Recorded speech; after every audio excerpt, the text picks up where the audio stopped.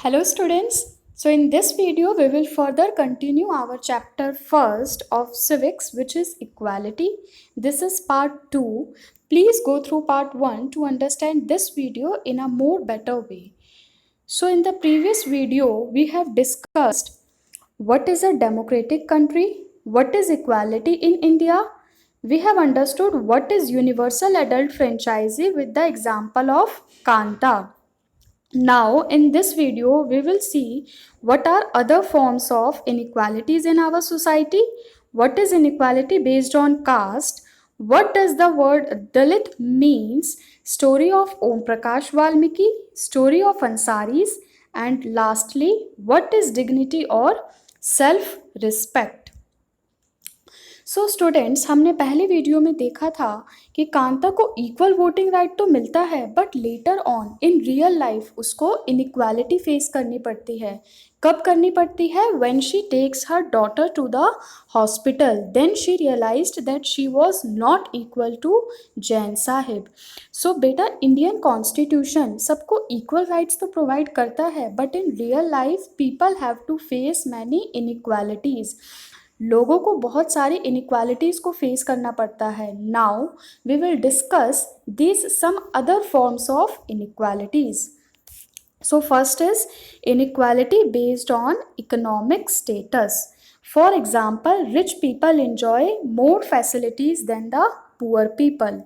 Then inequality based on caste, inequality based on religion, धर्म के आधार पर असमानता, इनइक्वालिटी बेस्ड ऑन रेस, रंग के आधार पर असमानता, इनइक्वालिटी बेस्ड ऑन जेंडर.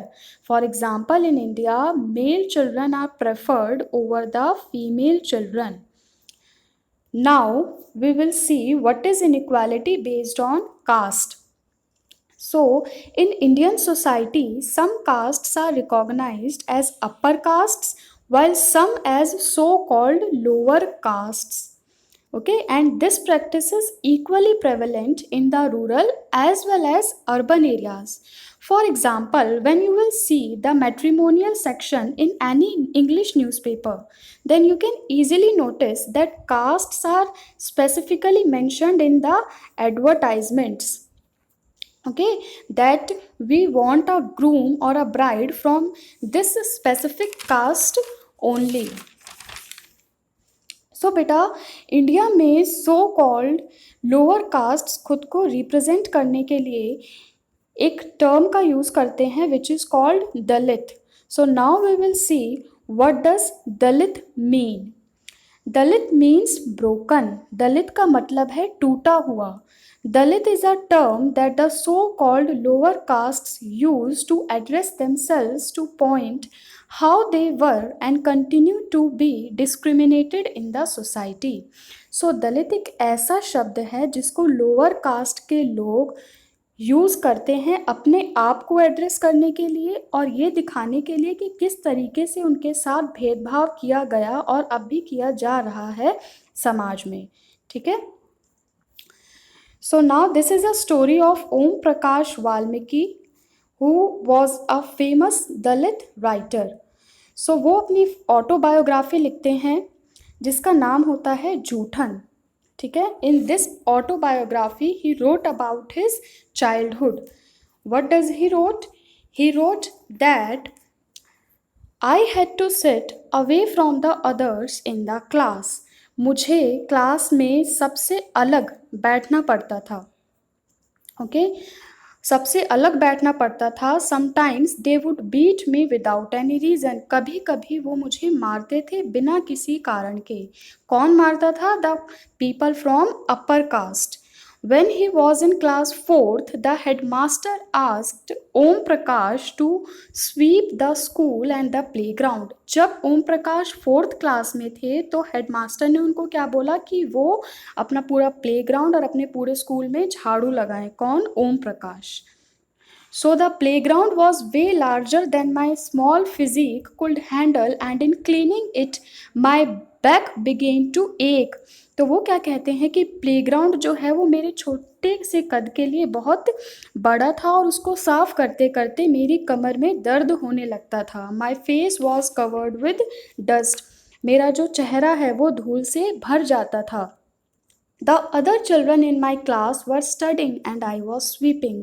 जो दूसरे बच्चे हैं मेरी क्लास के वो पढ़ रहे होते थे और मैं क्या कर रहा होता था, झाड़ू लगा रहा होता था। I was not allowed to get a drink of water. मुझे पानी पीने की भी परमिशन नहीं थी।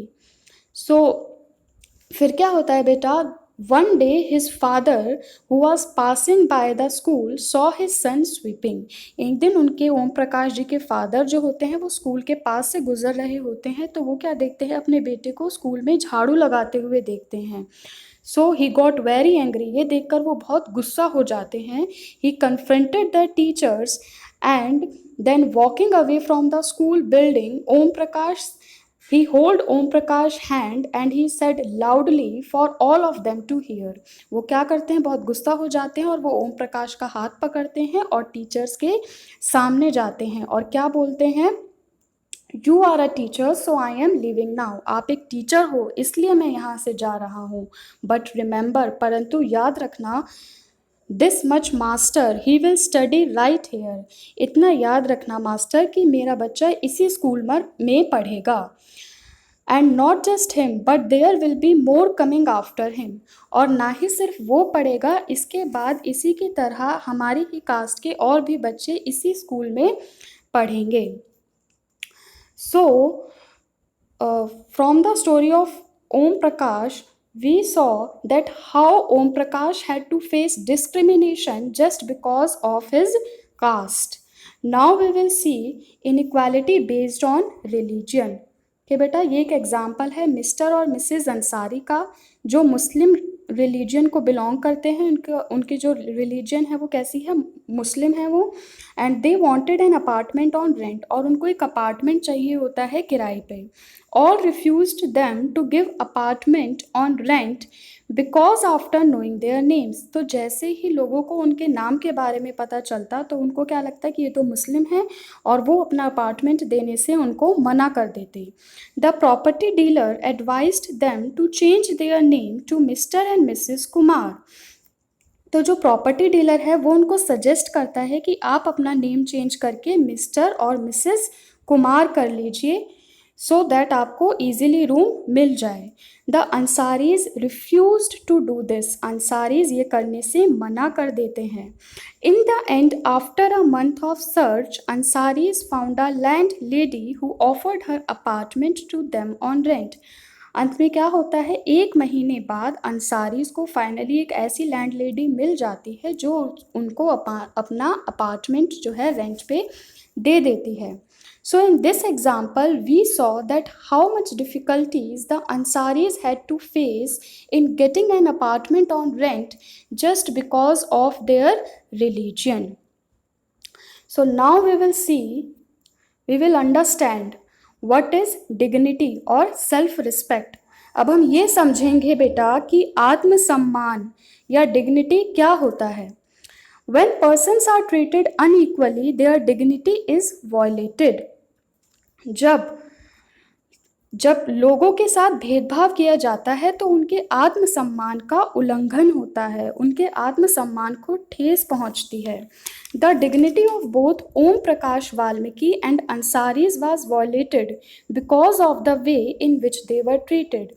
ओम प्रकाश वाल्मीकि और अंसारीज की जो डिग्निटी है, जो उनका आत्मसम्मान है, वो हर्ट होता है, उसको ठेस पहुंचती है। क्यों पहुंचती है? Because of the way in which they were treated. जिस तरीके से उनको ट्रीट किया जा रहा था उस तरीके से उनको हर्ट होता है, उनको उनके आत्मसम्मान को ठेस पहुंचती है।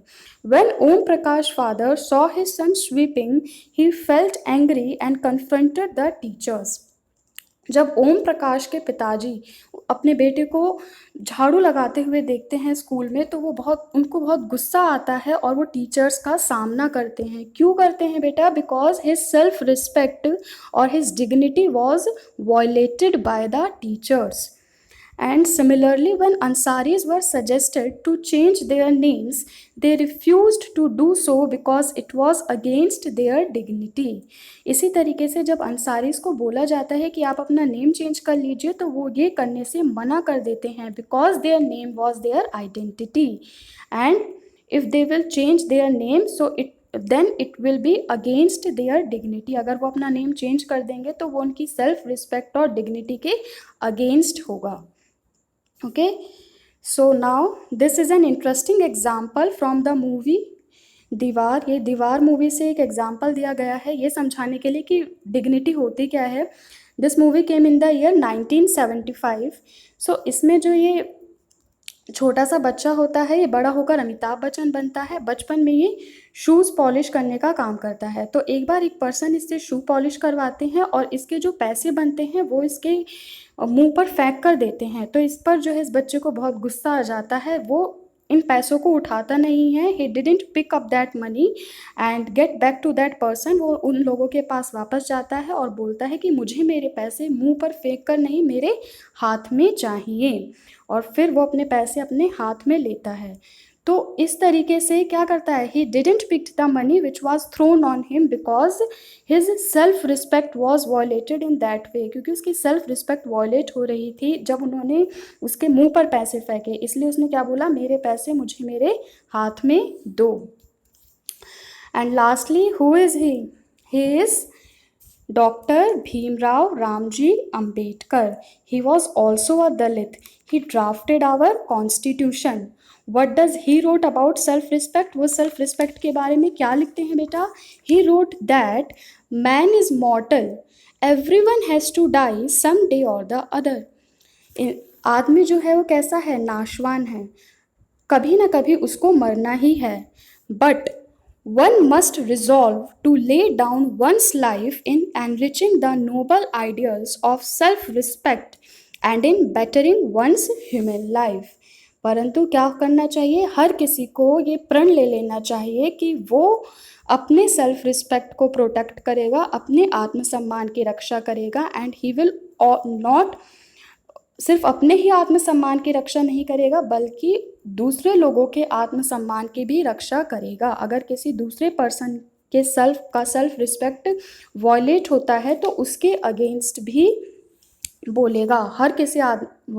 हर किसी को ये प्रण कर लेना चाहिए that he will not let his self respect to be violated as well as the self respect of the other persons to get violated. Nothing is more disgraceful for a brave man than to live life devoid of self-respect. किसी भी वीर पुरुष के लिए ये बहुत शर्मनाक बात है कि वो अपनी ज़िंदगी बिना आत्मसम्मान के जिए। So these lines were wrote by Dr. B.R. Ambedkar about self-respect. So in this note, we will end this chapter, and this chapter will be further continued in part 3. Till then, keep learning and thank you.